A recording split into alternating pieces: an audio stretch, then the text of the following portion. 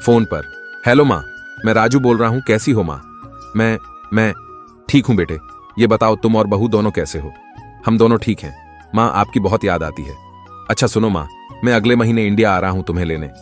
माँ बोली, क्या? हाँ माँ, अब हम सब एक साथ रहेंगे। नीतू कह रही थी, माँ जी को अमेरिका ले आओ, वहां अकेली बहुत परेशान हो रही होंगी। हेलो, सुन रही हो माँ? हाँ हाँ बेटे। बूढ़ी आंखों से खुशी की आंसू बह निकले। बेटे और बहू का प्यार नस नस में दौड़ने लगा। जीवन के 70 साल गुजार चुकी सावित्री देवी ने जल्दी से अपने पल्लू से आंसू पोंछे और बेटे से बात करने लगी। पूरे 2 साल बाद बेटा घर आ रहा था। बूढ़ी सावित्री ने मोहल्ले भर में दौड़ दौड़ कर यह खबर सबको सुना दी। सभी खुश थे कि चलो, बुढ़ापा चैन से बेटे और बहू के साथ गुजर जाएगा। राजू अकेला आया था। उसने कहा कि माँ, हमें जल्दी ही वापस जाना है, इसलिए जो भी रुपया पैसा किसी से लेना है वो लेकर रख लो, और तब तक मैं किसी प्रॉपर्टी डीलर से मकान की बात करता हूं। माँ ने चौंकते हुए पूछा, मकान? हाँ माँ, अब ये मकान बेचना पड़ेगा, वरना कौन इसकी देखभाल करेगा? हम सब तो अब अमेरिका में ही रहेंगे।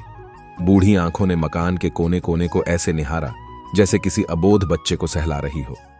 आनन फानन और औने पौने दाम में राजू ने मकान बेच दिया।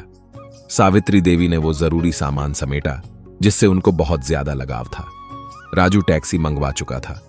एयरपोर्ट पहुंचकर राजू ने कहा, मां तुम यहां बैठो, मैं अंदर जाकर सामान की जांच और बोर्डिंग और वीजा का काम निपटा लेता हूं। ठीक है बेटे। सावित्री देवी वहीं पास की बेंच पर बैठ गई। काफी समय बीत चुका था। बाहर बैठी सावित्री देवी बार बार उस दरवाजे की तरफ देख रही थी जिसमें राजू गया था, लेकिन अभी तक बाहर नहीं आया। शायद अंदर बहुत भीड़ होगी, सोचकर बूढ़ी आंखें फिर से टकटकी लगाए देखने लगती। अंधेरा हो चुका था। एयरपोर्ट के बाहर गहमा गहमी भी कम हो चुकी थी। माँ जी किससे मिलना है? एक कर्मचारी ने वृद्धा से पूछा। मेरा बेटा अंदर गया था टिकट लेने, वो मुझे अमेरिका लेकर जा रहा है, सावित्री देवी ने घबराते हुए बताया। लेकिन अंदर तो कोई पैसेंजर नहीं है, अमेरिका जाने वाली फ्लाइट तो दोपहर में ही चली गई है। क्या नाम था आपके बेटे का? कर्मचारी ने सवाल किया। राजू। सावित्री देवी के चेहरे पे चिंता की लकीरें उभर आईं। कर्मचारी अंदर गया और कुछ देर बाद वापस आकर बोला, माँ जी आपका बेटा राजू तो हमें इक्का जाने वाली फ्लाइट से कब का जा चुका है। क्या? वृद्धा की आंखों से आंसुओं का सैलाब फूट पड़ा। बूढ़ी मां का रोम रोम कांप उठा। किसी तरह वापस घर पहुंची जो अब बिक चुका था। रात में घर के बाहर चबूतरे पर ही सो गई। सुबह हुई तो दयालु मकान मालिक ने एक कमरा रहने को दे दिया।